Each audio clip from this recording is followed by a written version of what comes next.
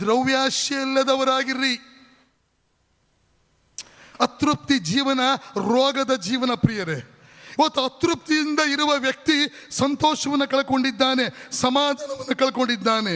ತೃಪ್ತಿಯ ಜೀವನ ಅಂದರೆ ನನಗೆ ಏನು ಬೇಕು ಅವೆಲ್ಲವನ್ನ ಪಡ್ಕೊಂಡಿರುವ ಜೀವನ ಅಲ್ಲ, ಬದಲು ನನ್ನ ಹತ್ರ ಏನಿದೆ ಅದರಲ್ಲಿ ಸಂತೋಷ ಪಡುವ ಜೀವನ, ಅದು ತೃಪ್ತಿಯ ಜೀವನವಾಗಿದೆ.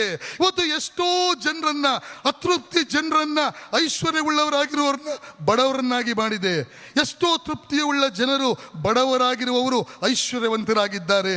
ಸತ್ಯವೇದದಲ್ಲಿ ಒಂದು ಮಾತಿದೆ, ಪ್ರಸಂಗಿಯ ಪುಸ್ತಕ 6ನೇ ಅಧ್ಯಾಯ 9ನೇ ವಚನದಲ್ಲಿ, ಬಗೆ ಬಗೆಯಾಗಿ ಆಶಿಸುವುದಕ್ಕಿಂತ ಕಣ್ಣೆದುರಿಗೆ ಇರುವುದನ್ನು ಅನುಭವಿಸುವುದು ಲೇಸು ಎಂಬುದಾಗಿ. ಒಬ್ಬ ಬಡವ ತೃಪ್ತಿಯಾಗಿದ್ದರೆ ಅವನು ಅತೃಪ್ತಿಯಲ್ಲಿರುವ ಐಶ್ವರ್ಯವಂತ ನೋಡಿ ಹೇಳ್ಬೋದು, ನಾನು ನಿನಗಿಂತ ಐಶ್ವರ್ಯವಂತ. ಅವನು ಕೇಳ್ತಾನೆ ಯಾಕೆ, ಹೇಗೆ ಎಂಬುದಾಗಿ. ಯಾಕಂದ್ರೆ ನನ್ನ ಹತ್ರ ಎಲ್ಲನೂ ಇದೆ, ಆದರೆ ನಿನ್ನ ಹತ್ರ ಇನ್ನೂ ಏನು ಇಲ್ಲ, ಅದಕ್ಕೆ ಅತೃಪ್ತಿ ಉಳ್ಳವನಾಗಿ ನೀನು ಜೀವಿಸ್ತಾ ಇದೆಯಾ ಎಂಬುದಾಗಿ. ಪ್ರಿಯರೇ, ದೇವರ ವಾಕ್ಯದಲ್ಲಿ ಒಂದು ಮಾತಿದೆ ಪ್ರಿಯರೇ. ನೀವು 1 ತಿಮೋಥಿ 6ನೇ ಅಧ್ಯಾಯ 6ನೇ ವಚನ ನೋಡುವಾಗ, ಸಂತುಷ್ಟಿ ಸಹಿತವಾದ ಭಕ್ತಿಯು ದೊಡ್ಡ ಲಾಭವೇ ಸರಿ.